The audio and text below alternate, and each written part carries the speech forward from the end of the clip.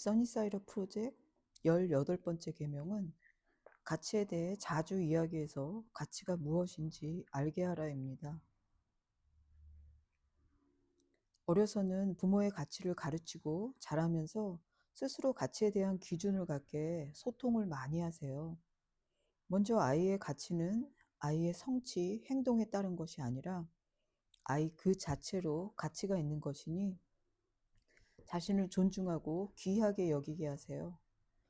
어려서부터 부모가 옳고 그름에 대한 가치를 이야기하고 모범을 보여줘야 합니다.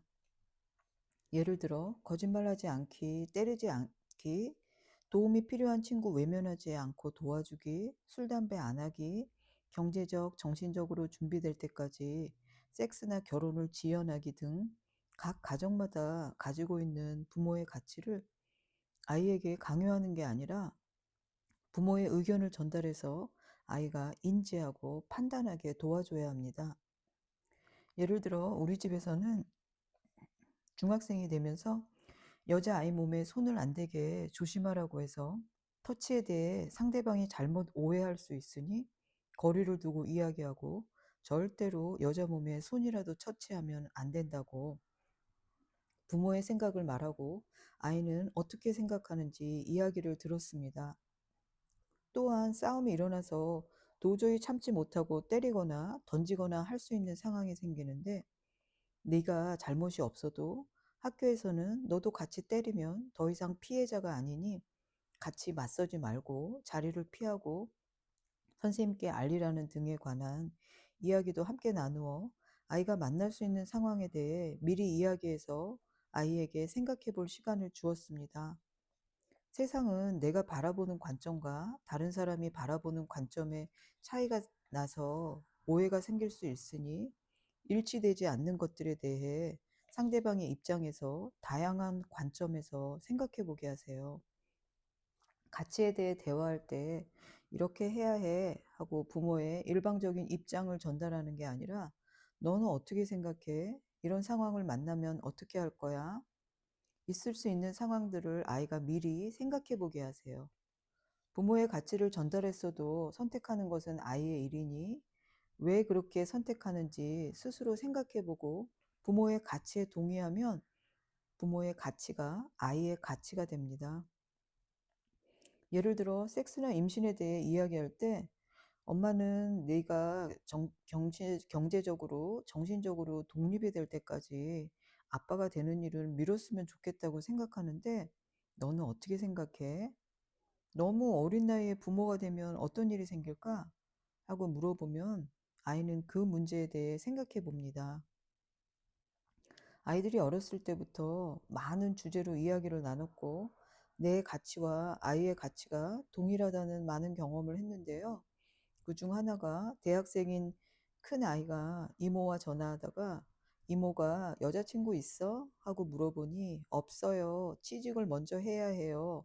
라고 해서 여자친구나 이성에 대한 자신만의 기준을 갖고 있구나 하고 생각했죠. 어려서부터 분별력에 대해 많은 이야기를 했는데 방학해서 집에 온 큰 아이에게 최근에 스캠 당할 뻔한 일을 이야기해 줬어요. 그랬더니 아이가 아니 엄마가 스캠인지 아닌지 분별하지 못하다니 장난치듯 놀려서 그렇지 엄마가 분별력 했는데 엄마도 속을 뻔했지 뭐야. 넌 그런 적이 없었어? 했더니 자신은 분별력이 있고 아직까지는 없었다고 해서 너의 분별력이 부럽다. 엄마도 더 조심해야겠다는 교훈을 얻었어. 한 적도 있어요. 어려서부터 아이와 이야기했던 그런 가치들이 성인이 돼서도 여전히 나와 동일한 가치를 갖고 있구나를 알게 된 경험들이었죠. 물론 아이가 나와 모든 가치가 똑같은 것이 아니고 자신만의 가치를 갖게 된 아이의 이야기를 들어보는 것도 흥미있는 일입니다. 자신만의 가치를 세워가는 아이를 보면서 다르더라도 다름을 존중해주고 대화하면서 서로를 더 많이 이해하게 되죠. 일상생활에서 만나는 모든 것들이 가치를 가르치는 기회입니다. 아이의 이야기를 들어보려고 직접적으로 아이의 이야기를 하라고 하면 안 하니까 제3자의 예를 통해 이런 일이 있었다는데 넌 어떻게 생각해? 하다 보면 아이가 자신이 겪은 경험도 이야기하게 됩니다. 쉽게 유혹받을 수 있는 것들이 넘쳐나는 세상에 살고 있어서 많은 토론과 대화를 통해 아이가 어떤 가치를 정립할 것인지 도와주는 부모의 역할은 더욱더 중요해졌습니다. 어떤 비난이나 판단 없이 아이가 자유롭게 자신의 이야기를 하고 부모는 들어주고 고민하고 문제가 되는 것을 서로 이야기하고 함께 해결책을 찾으며 아이가 자신만의 확고한 가치를 정립할 수 있게 도와주세요. 집이 안전한 천국이 되어서 아이가 안전하게 자신의 가치를 실험하고 탐험하면서 건강한 어른으로 성장하도록 소 잃고 외양간 고치지 말고 더 단단하게 외양간을 수리해 줘야 합니다. 아이와 아이의 일상에서 만나거나 뉴스를 통해서 접하는 여러 가지 토픽으로 이야기를 해보세요. 엄마가 오늘 뉴스를 들었는데 너라면 어떻게 할 것 같니? 하고 생각할 기회를 많이 주세요. 예를 들어, 친구가 다른 친구를 때리면 어떻게 할 거니? 머리 염색, 피어싱에 대한 너만의 생각이 있어? 술과 담배에 대해 어떻게 생각하니? 내가 생각하는 섹스에 대한 원칙이 있니? 등을 이야기해서 기준을 세우게 도와주세요. 10대 아이들은 자신의 정체성을 찾아가는 단계라 부모에게 반항하면서 부모와 나는 다르다고 경계 지으려는 것을 볼 수 있습니다. Leave me alone. Don't tell me what to do. I don't care. 를 슬로건으로 걸고 부모와 다른 입장이라는 걸 분명히 하려고 합니다. 말로는 부모가 하지 말라고 하는 것들에 대해 반항하는 것처럼 보여도 실제로는 그 규칙과 바운더리를 지켜야 한다고 생각합니다. 공식적으로는 나는 나의 정체성을 찾기 위해 부모와 반대 입장에 서야 하니 부모의 생각이 맞다고 여겨도 일단은 반대하고 듣지 않겠다는 입장을 표면하는 것 뿐입니다. 부모가 아이에게 규칙과 바운더리를 줄 때 부모가 나를 사랑하고 나에게 관심이 있다고 여기고 아이는 기뻐합니다. 그래서 일부러 부모의 사랑을 시험하기도 하죠. 어느 날 아이들하고 감옥에 가야 할 아들을 멕시코로 도주시키려고 하다가 경찰에 잡힌 엄마에 대해 이야기를 한 적이 있었어요. 작은 아이가 엄마는 내가 범죄를 저지르면 날 경찰에 신고할 거야? 아니면 숨겨줄 거야? 하고 엄마의 사랑을 테스트하는 질문을 하더니 그 후에도 여러 번 물어보았습니다. 아마도 다시 물어볼 때 다르게 대답해 주길 기대했거나 저를 시험하려는 의도였던 것 같아요. 저의 단호한 대답이 늘 같아서 아이는 웃었지요. 다 커서 부모의 사랑이 필요 없는 듯 말은 하면서도 여전히 엄마의 사랑이 중요하다는 것을 보여주는 시험을 받기도 합니다. 하루는 작은 아이가 잘 모르는 집에 슬립오버를 하고 온다고 해서 엄마가 걱정되니까 슬립오버는 안 되고 12시에 픽업을 가면 어떨까 했더니 다들 집에 안 가는데 나만 가라고 말은 반박을 하면서도 얼굴에는 옅은 미소를 띄우고 그 바운더리를 흔쾌히 받아주는 걸 보면서 깨달았습니다. 아이에게 바운더리를 주는 게 아이도 부모가 나를 사랑하고 사랑하기 때문에 제한을 준다는 걸 알고 있다는 것을요. 아이를 12시에 픽업하러 갔더니 친구들이 모두 나와 아이를 배웅해 주었고 아이는 아쉬움이나 불평도 없이 즐겁게 집으로 돌아왔습니다. 그때 아이의 얼굴에 스치던 숨길 수 없던 미소를 그 후에도 여러 번 보았고 확신했죠. 부모의 일방적인 통제가 아닌 존중을 담은 선택이 있는 제안은 아이도 사랑이라는 것을 알고 있다는 것을요. 그리고 아이에게 네가 결혼해서 자녀가 생겼는데 네 자녀가 어떤 행동을 하면 어떻게 할 거야? 하고 물으니 아이는 분명히 말했어요. 안 되는 것은 안 되는 것이라고. 모든 것을 다 허용하는 부모는 자신이 쿨한 부모라고 생각할 수 있으나 삶의 방향이 필요한 아이는 아이를 망망대대에 서 있게 하는 것과 같습니다. 아이와 함께 가치에 대해서 이야기하고 문제 해결을 하는 연습은 아이에게 중요한 인생의 기초를 마련해 주는 것입니다. 그 토대 위에서 아이는 많은 사람과 만나고 문제에 직면하면서 자신의 가치를 세우게 되죠. 직접적인 규제가 아닌 제3자를 통해 내가 접한 이야기를 아이와 나누면서 그 가치를 나누면 아이도 받아들이고 말은 안 해도 생각해 봅니다. 실제로 작은아이가 메리화나는 안전하다라는 주장을 하고 큰아이는 교통사고보다 더 안전하다는 통계가 있다고 말해 주었습니다. 나는 술, 담배, 메리화나는 건강을 해치는 일이고 메리화나에서 시작했다가 도파민이 활성되는 시기에 더 큰 자극을 원하면 마약에도 손을 대는 사례를 본다고 말했습니다. 왜 사람들은 비싼 돈을 들여서 자신의 건강을 해치는 일을 할까? 다른 방법으로도 스트레스를 풀 수 있을 텐데 왜 메리아나를 하게 되는 것 같아? 라고 나의 생각을 말하고 아이 생각은 어떤지 들었습니다.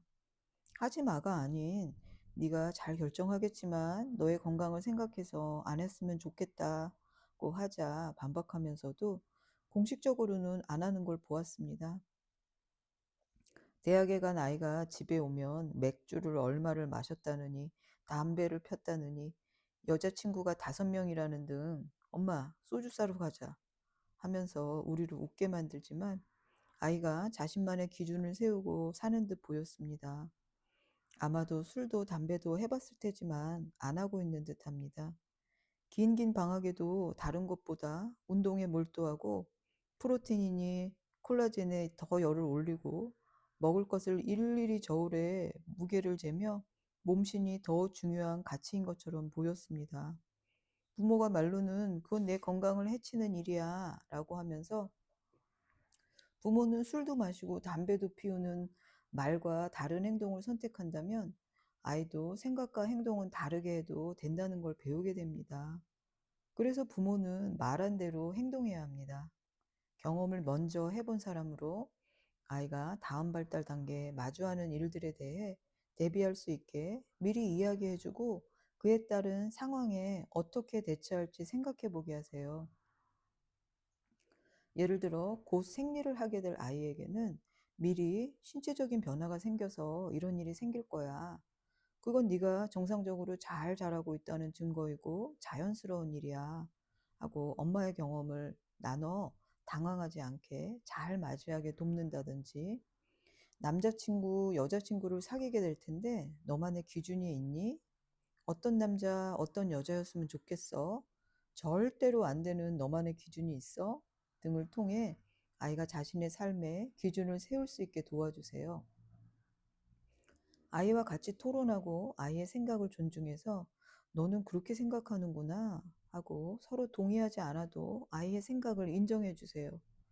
부모의 생각을 나누면서 아이에게 판단을 강요하는 것이 아니라 같이 이야기하면서 아이 스스로 가치를 찾을 수 있게 하는 것이죠.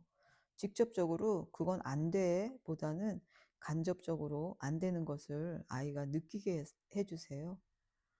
아이는 부모가 옳다고 여기면 그 방향으로 가게 되어 있습니다. 그러나 타협할 수 없는 것들은 아이에게 안 된다는 것을 미리 분명히 이야기해 두어야 마찰을 줄일 수 있어요. 예를 들어 슬립오버는 주말에만 할 수 있다고 정하면 아이가 불평해도 그대로 하고 통금 시간이 있어 남의 집에 자고 오면 안 되는 규칙이 있다면 지키게 하세요. 술, 담배는 건강에 안 좋으니 안 하길 바라지만 법적인 나이가 되면 너 스스로 판단할 일이라고 존중해 주세요. 그러나 그 나이가 될 때까지는 허용되지 않는다는 걸 알게 해 주세요. 각 가정마다 가치에 대한 개념이 다르니 바운더리나 리밋도 다를 것입니다. 공부 잘하고 말썽 한 번 안 부린 내 딸이 마약하고 폭력적인 남자친구를 사귀는데 부모의 반대로 로미오와 줄리엣이 되게 하거나 대학에 가서 부모와 떨어져서 학교 공부는 안 하고 게임이나 다른 중독에 빠져 아이를 어떻게 해야 할지 모르는 많은 부모들을 봅니다. 아이가 자신만의 가치에 대한 기준을 세울 수 있게 평상시에 많이 이야기하고 생각해 보게 하면 아이는 흔들리고 넘어져도 다시 일어날 수 있습니다. 이태원 클라스라는 드라마에서 박세로이는 학폭에 시달리는 반 친구를 위해 불리의 아버지가 자신의 아버지가 다니는 회사의 사장이라도 자신의 소신을 믿고 분리를 때리게 됩니다. 교장실에서 분리는 처벌받지 않고 세로이만 매를 맞고 있는 상황에서 아버지와 사장이 같이 오게 됩니다. 사장은 자기 아들에게 무릎을 꿇으면 용서하겠다고 했지만 세로이는 무릎을 꿇지 않고 잘못이 있으면 사과해야 하고 소신 있게 살아야 한다고 배웠다고 합니다. 세로이 아버지도 아들이 소신을 굽히지 않게 어떻게 이런 아들이 나왔냐고 멋지다고 지지해 줍니다. 아버지는 아들에게 폭력은 어떤 상황에서도 정당화될 수 없다는 잔소리나 질책도 없이 아이를 위로하고 지나고 나면 모든 추억거리라고 말해서 아들이 오히려 아버지에게 죄송하게 만듭니다. 아버지는 아버지에게 미안함을 강요하는 대신에 아이가 스스로 미안함을 느끼게 해주었죠. 그와 대조되는 Your Honor라는 드라마에서 배우 손현주가 또 아버지로 등장하는데 자식을 보호하기 위해 소신도 신념도 다 버리고 힘에 굴복해 무릎을 꿇지만 아들은 아버지를 존경하지도 않고 아버지의 사랑의 방식을 받아들이지도 않고 새드 엔딩으로 끝이 납니다. 두 아버지가 다 자식을 사랑하고 아이를 지키려고 했지만 어떤 신념과 소신, 가치관을 가졌느냐에 따라 아들의 삶도 아버지의 삶도 달라졌습니다. 우리는 아이에게 무엇을 유산으로 남겨줄 건가요? 돈도 아니고 명문대 졸업장도 아닌 아이가 평생을 지키면서 살아야 할 가치, 신념을 유산으로 줘야 되는 거 아닐까요? 태어날 때부터 강한 고집을 가지고 태어난 아이들이 있습니다. 흔히 아이가 고집이 세면 강한 의지가 있어 자신 앞에 놓여진 문제를 잘 해결하고 포기하거나 좌절하지 않을 것이라고 기대합니다.